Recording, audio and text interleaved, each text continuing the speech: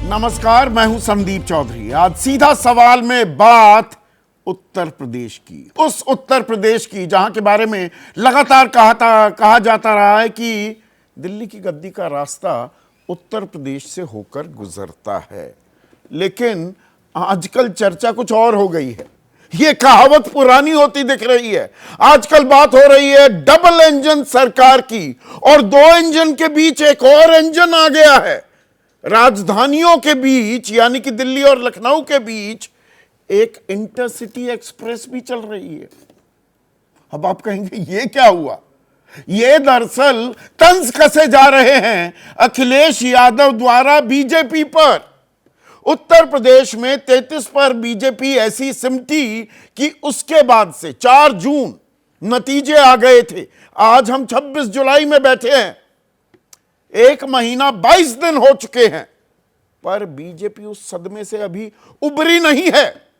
अंतरकलह, भीतरी घमासान, खींचतान चरम पर है और रोज बरोज नए अध्याय जुड़ रहे हैं उत्तर प्रदेश को लेकर बीजेपी के भीतर।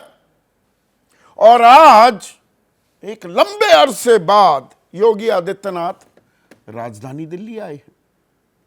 अब दरअसल औपचारिक वजह उनके दिल्ली आने की है नीति आयोग की एक बैठक, जिसमें सूबे के मुख्यमंत्रियों को होना होता है।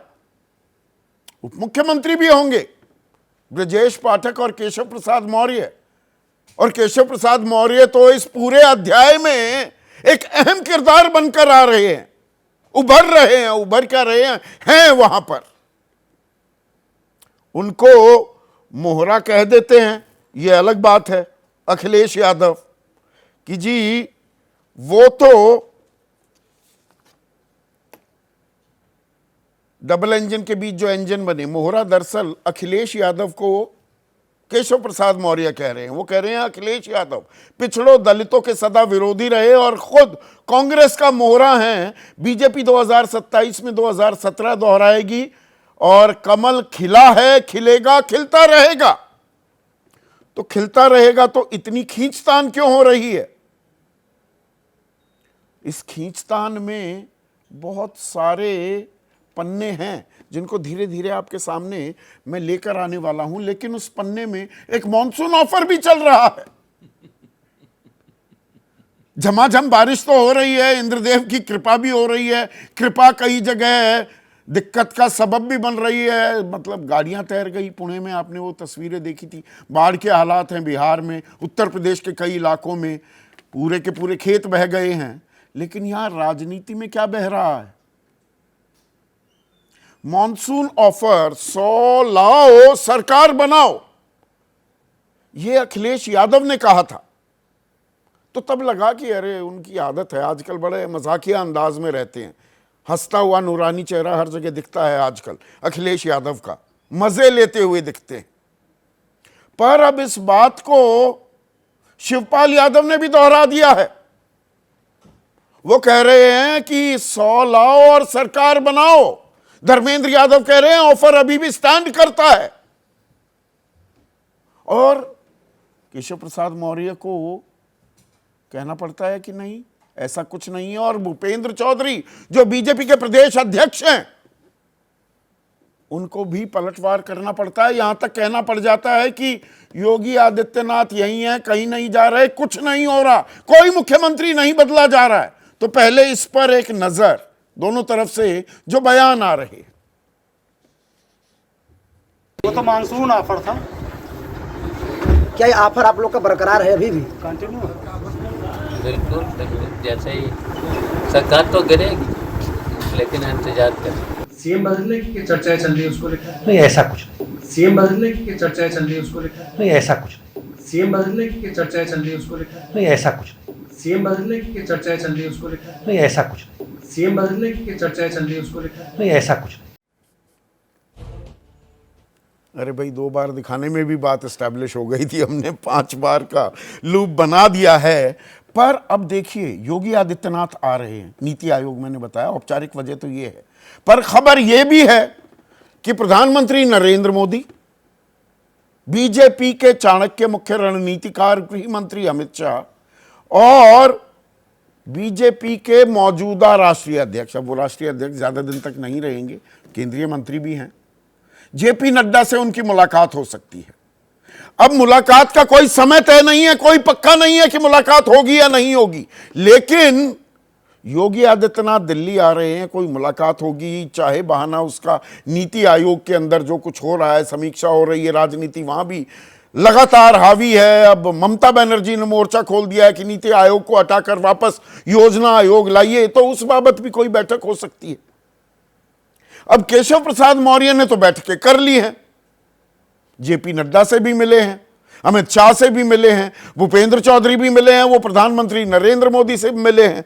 और दिल्ली आने से पहले योगी आदित्यनाथ ने 200 से ज्यादा मौजूदा जो विधायक हैं, जो सांसद, पूर्व सांसद हैं, मंत्री हैं, उनके साथ मुलाकात की।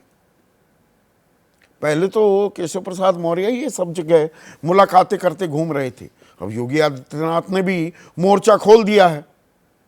कुछ समर्थन तो इन्हें कांवड़ यात्रा के दौरान वो नेम प्लेट को लेकर, वो 4 दिन के लिए अंतरिम रोक लगी, आज 1 हफ्ते के लिए रोक और आगे बढ़ गई है, लेकिन कुछ जो घेराबंदी थी उसको पलटवार में भी तब्दील कर दिया था योगी आदित्यनाथ ने, ये दांव खेलकर। अब 200 बड़े नामों से मुलाकात की, इसमें लामबंदी हो रही है क्या? पल्लवी पटेल से मिले, दिलचस्प, मैं एक उदाहरण के तौर पर दे रहा हूं, सराथू से उन्होंने हराया था केशव प्रसाद मौर्य को। संजय निषाद, अनुप्रिया पटेल, ओम प्रकाश राजभर, ये योगी आदित्यनाथ पर निशाना साध रहे हैं। तो यहां भी एक और रणनीति योगी आदित्यनाथ तैयार करते दिखाई दे रहे हैं क्या? यानी कि nobody is willing to give an inch, वो खेल भी होता दिख रहा है क्या? लेकिन अब अगर मैं पूरी फेहरिस्त दिखाऊंगा और आपके सामने रखूंगा तो लंबा है, पर जरूरी है जानना। 8 जून को लोकसभा की समीक्षा बैठक हुई थी, 8 जून, 4 जून को नतीजे आए। पहली बैठक हुई, दोनों उप मुख्यमंत्री ब्रजेश पाठक, अब उनका भी नाम ले आता हूं, और केशव प्रसाद मौर्य गायब थे। और 15 जुलाई को केशव प्रसाद मौर्य ने सबसे पहले जो तीर साधा था कि जी सरकार से बड़ा संगठन है, उससे पहले भी कह रहे थे, लेकिन कार्य समिति की बैठक में बाकायदा ये कहा, वहां 2000 लोग मौजूद थे। 18 जुलाई को मुख्यमंत्री ने उपचुनाव के लिए एक टीम बनाई। अब 10 विधानसभा सीटों पर उपचुनाव होने हैं, 30 लोगों की टीम बनाई, दोनों उप मुख्यमंत्री उसमें शामिल नहीं किए गए। फिर 20 जुलाई को प्रयागराज कुंभ को लेकर बैठक हुई, केशव प्रसाद मौर्य इसमें शामिल नहीं हुए। प्रयागराज मंडल की कोई बैठक हो और उसी जगह से आते हैं केशव प्रसाद मौर्य, पर उन्हें शामिल ना किया जाना बड़ी खबर हो जाती है। फिर 22 जुलाई को केशव प्रसाद मौर्य की एक चिट्ठी वायरल हो गई, जिसमें वो कार्मिक विभाग के एसीएस से आरक्षण का ब्यौरा मांग रहे थे। इसी में पल्लवी पटेल की बैठक को भी जोड़कर देखिए, 2 बार लगातार 2 दिन तक मिले योगी आदित्यनाथ। 23 जुलाई को मुख्यमंत्री की बैठक में ओम प्रकाश राजभर शामिल नहीं हुए, और लखनऊ में राजभर ने केशव प्रसाद मौर्य से मुलाकात की। 25 जुलाई प्रयागराज मंडल की मुख्यमंत्री योगी ने बैठक ली, लेकिन केशव प्रसाद मौर्य इसमें शामिल नहीं हुए। और आज 26 जुलाई की जब हम बात करते हैं तो सीएम ने लखनऊ मंडल की बैठक ली, लेकिन ब्रजेश पाठक इसमें शामिल नहीं थे, वो जयपुर में थे।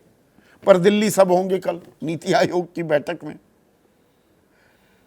तो ये जलेबी शब्द भी आ गया है ना आजकल चलन में, कि भाई बिहार और आंध्र प्रदेश को जलेबी और पकौड़े दे दिए, बाकी सबकी थाली खाली छोड़ दी।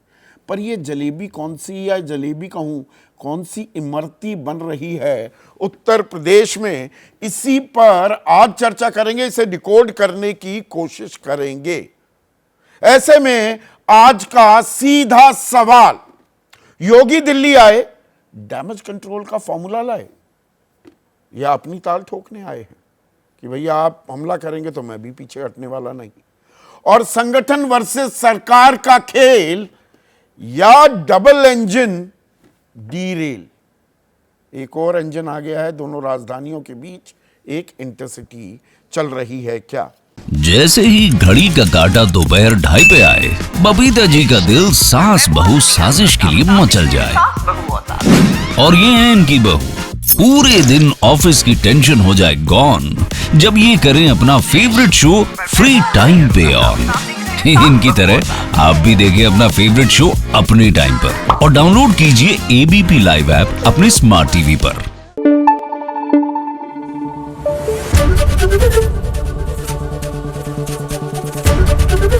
एबीपी न्यूज आपको रखे आगे।